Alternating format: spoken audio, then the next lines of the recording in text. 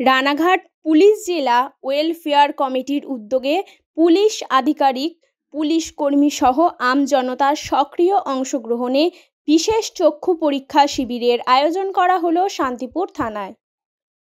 ASG হাসপাতাল আগরপাড়ার সহযোগিতায় শুক্রবার শান্তিপুর থানা প্রাঙ্গণে এই চক্ষু পরীক্ষা শিবিরের আয়োজন করা হয়।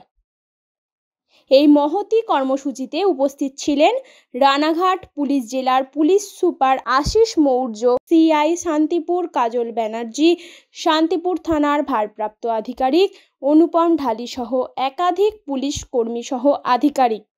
শুধু পুলিশ আধিকারিক কিংবা পুলিশ কর্মীদের পাশাপাশি তাদের পরিবারের জন্যই নয়, পরিষেবা নিতে এলাকার বহু সাধারণ মানুষকে এদিন দেখা গেল এই চক্ষু পরীক্ষা শিবিরে। এ বিষয়ে পুলিশ সুপার আশিস মৌর্য জানান, পুলিশ ওয়েলফেয়ার কমিটি একটি বৃহৎ পরিবার, আর এই কমিটির মাধ্যমে পুলিশ আধিকারিকদের সমস্ত পরিবার বিভিন্ন রকমের সুযোগ সুবিধা পেয়ে আসে। সেরকমই আজ পুলিশ আধিকারিকদের এই চক্ষু পরীক্ষা শিবিরের আয়োজন করা হয়েছে ওয়েলফেয়ার কমিটির উদ্যোগে। সংবাদ লেখা পর্যন্ত প্রায় 50 থেকে 60 জন পুলিশ কর্মী সহ আধিকারিক তারা চক্ষু পরীক্ষা করিয়েছেন। এএসজি হাসপাতাল চক্ষু পরীক্ষার ক্ষেত্রে ভীষণ দক্ষ, ফলে চক্ষু তাদের সহযোগিতায় চক্ষু পরীক্ষা শিবিরে চলেছে এবং পরবর্তীতে চশমা দেওয়া হবে বলে জানা যায়। তবে এই কর্মসূচি শুধুমাত্র পুলিশ কর্মী সহ আধিকারিকদের জন্য নয়, সাধারণ মানুষের জন্য খুলে দেওয়া হয়েছে এদিন থানা প্রাঙ্গণে, যাতে সাধারণ মানুষও উন্নত পরিষেবার মাধ্যমে চক্ষু পরীক্ষা করাতে পারেন। অপরদিকে শান্তিপুর থানায় মৃতদেহ সংরক্ষণের জন্য কোন ঘর বা ফ্রিজারের ব্যবস্থা প্রসঙ্গে পুলিশ সুপার জানান, শুধু ঘর করলেই হবে না, সেই মৃতদেহকে সঠিক স্থানে পৌঁছানোর ব্যবস্থাও করতে হবে, আর তার জন্য গঠনমূলক জায়গা এবং পরিকাঠামোর দরকার। এই ধরনের পরিষেবা যদি চালু করা যায় সে বিষয়ে নজর থাকবে এবং অবশ্যই বিষয়টি নিয়ে বিভাগীয় আধিকারিক সহ জেলা প্রশাসনের সঙ্গে কথা বলা হবে বলে জানান তিনি। প্রসঙ্গত, এদিন শান্তিপুরের পাশাপাশি রানাঘাট পুলিশ জেলার উদ্যোগে গয়েশপুর পুলিশ ফাঁড়িতে ও পুলিশ কর্মী সহ সর্বসাধারণের উদ্দেশ্যে বিনামূল্যে চক্ষু পরীক্ষা ও চশমা বিতরণ শিবিরের আয়োজন করা হয়। কাটাগঞ্জ স্পন্দন ক্লাব ও শরৎপুর পুলিশ ফাঁড়ির বিশেষ সহযোগিতায় পরিষেবা নিতে আসা জনতার উপস্থিতি সহ সাড়া ছিল যথেষ্ট চোখে পড়ার মতো।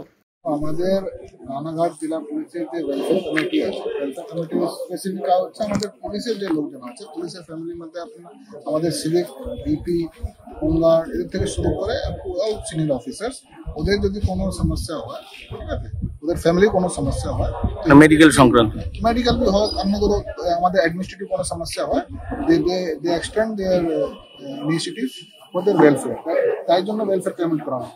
ওয়েলফেয়ার কমিটি থ্রু হি আমরা আমাদের সিনিয়র লেভেল পর্যন্ত আমাদের কোঅর্ডিনেশন আমরা এরকম রাখি কি আমরা আমাদের যে ফ্যামিলি পুলিশ ফ্যামিলি আছে ওদের কি কি সমস্যা আছে, কাজ করছে, সে পার্সোনালি হতে পারে, প্রফেশনাল হতে পারে, সেটা আমরা আপডেট থাকি ওই নিয়ে। তাহলে এটা ওয়েলফেয়ার কমিটির কাজ। ওয়েলফেয়ার কমিটির জেলা আমাদের যে রানাঘাট জেলা আছে ও নানা রকম কাজ করে।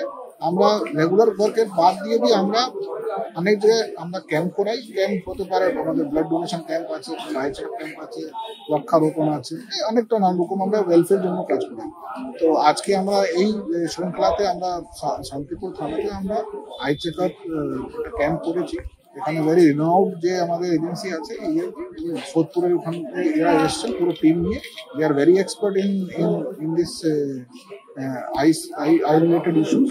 তো ওরা আজকে এখানে এসছে। আমাদের যে থানা আছে, থানার ফাঁড়ির অনেকটা লোকজন এখানে পরিষেবা নেবেন। এখন তো আপনারা দেখতে পাচ্ছেন 50-60 জন যারা পার্সোনাল আছে ওরা নিজের আই চেক আপ করাচ্ছেন। And accordingly they will be advised by expert doctors কি ওনার কী সমস্যা আছে, আই সাইট হতে পারে কিংবা অন্য কোনো সমস্যা। সঙ্গে সঙ্গে আমরা একটু আরও এক্সটেন্ড করেছি and we have open this for at least local যারা এখানে পাবলিক আছে, যারা গরিব নিজে যারা হতে পারে, ওরা নিজের পৌঁছাতে পারে না, ভালো জায়গায় ওরা সেবা নিতে পারে না, ওদের খুবই আমরা ওপেন করেছি। আপনার দেখতে কিছু লোকজন এসছেন, 22 লোকজন এসছেন। আমরা ওদেরকে সাধারণ মানুষও কিছু যদি প্রয়োজন হয় আমরা ওদের জন্য ওপেন আছি। ওয়েলফেয়ার মানে আমাদের প্রাইভেট ফেসে তো আমরা আমাদের জন্য দেখছি, but they are our local people, we are open for them. ওরা भी আমাদের এই ক্যাম্পে সেবা নিচ্ছে। ঠিক আছে। আরেকটি ব্যাপার স্যার, থানা প্রসঙ্গে বলি স্যার, মাঝে মাঝে আনন্যাচারাল ডেথ কিছু ডেড বডি আসে, যেটা রাখার অসুবিধা হয়, এরকম তো অনেক জায়গায় হচ্ছে।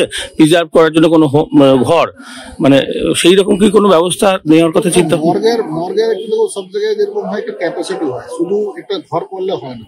মর্গে রাখার জন্য নানা রকম অনেক কমপ্লায়েন্স ও রিকোয়ারমেন্ট থাকে, আর জেলা মধ্যে অনেক জায়গায় আছে, ঠিক আছে। আর সঙ্গে সঙ্গে যদি বডি ডিসপোজাল একটা কাজ হয়, তো আমরা সব জায়গা থেকে দেখি কি সমস্যা আছে। ধরো অনেকবার যদি বডি পড়ে আছে, প্রপার ডিসপোজাল হচ্ছে না, তাহলে প্রসিজার কেন আছে, কেন ডিলে হচ্ছে, সেটা একটা নম্বরে। হ্যাঁ, ডেফিনেটলি যদি ক্যাপাসিটি বাড়াতে হবে, ক্যাপাসিটি চট করে না হলে ভালো হয়, মানে শান্তিপুরে যদি হয় এরকম। শান্তিপুরে আমরা এসএস করে দেখতে পারবো অ্যাকর্ডিংলি, কিন্তু দেখো শুনুন, মর্গ রাখলে হয় না। কাছাকাছি যদি সেরকম অবস্থা না থাকে, মর্গ হয় যেখানে রাখার পরে আশেপাশে কোনো পিএমএল ব্যবস্থা কিংবা কোনো এক্সপার্ট ডক্টরের কোনো ব্যবস্থা আছে কিনা, সেটা দেখে আমরা ডেফিনেটলি জেলা প্রশাসন আছে, ওনাকে আমরা লিখবো, থাকলে আমরা অবশ্যই করা। ঠিক, থ্যাংক ইউ স্যার।